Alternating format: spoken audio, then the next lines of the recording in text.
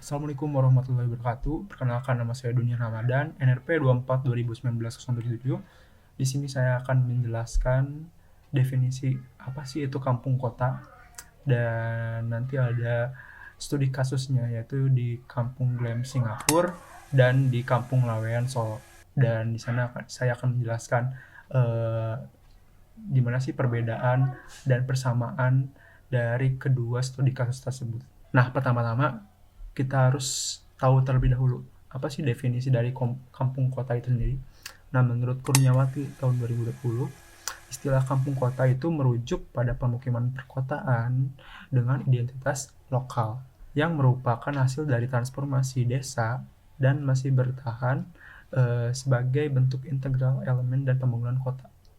Jadi bisa dibilang kampung kota itu adalah fisiknya berbentuk kota atau secara administral itu kota, tetapi masih memiliki identitas kelokalan.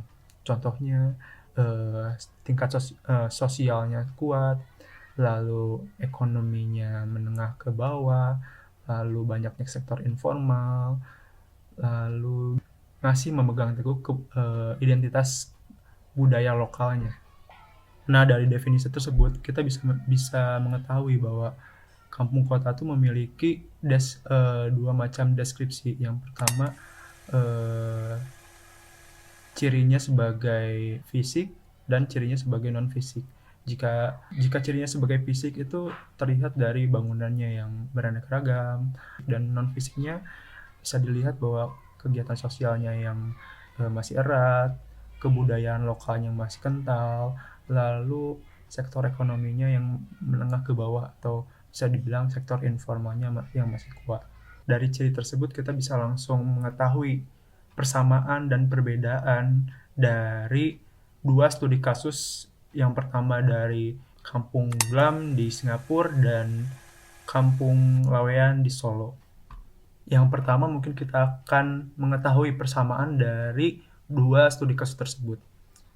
Nah, persamaan dari dua kampung tersebut yaitu yang pertama dari ciri fisiknya yang beraneka ragam.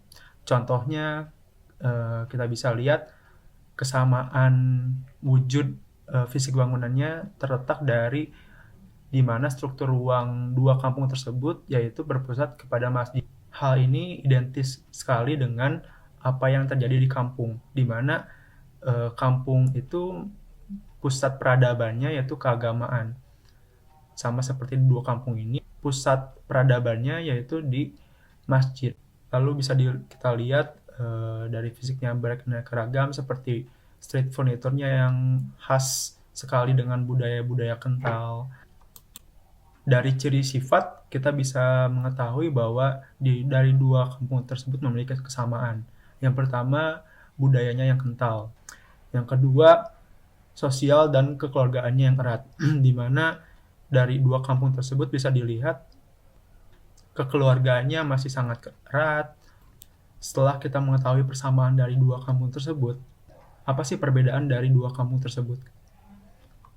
Dari perbedaan dari dua kampung tersebut, kita mulai dari ciri fisiknya.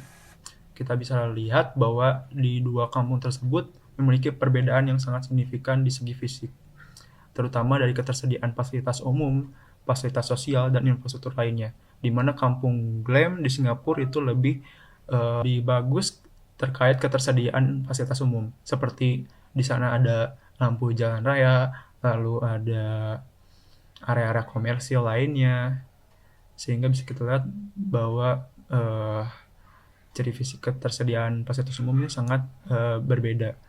Yang kedua itu dari pola dan tata bangunan yang tidak beraturan. Kita bisa lihat bahwa di Kampung Glam awalnya itu emang tidak terencana, tapi pemerintah di sana sangat peduli dengan Kampung Glam di sana, sehingga kita bisa lihat di sana itu sangat tertata rapi berbanding terbalik dengan yang di Kampung Lawean Solo, di mana di sana itu belum tertata secara proper. Lalu dari ciri fisik terakhir mungkin dari modernitas ya. Di Kampung Glam kita bisa lihat area komersinya sangat banyak dan menunjukkan di sana itu modernitasnya sudah terjadi gitu. Selanjutnya perbedaan secara sifat atau non fisik. Yang pertama dari sektor ekonomi. Kita bisa lihat perbedaannya di Kampung Lawean itu masih sektor informal yang mayoritas, sedangkan di Kampung Glam itu sudah ada banyak banyak malah sektor formal yang ada di kampung tersebut.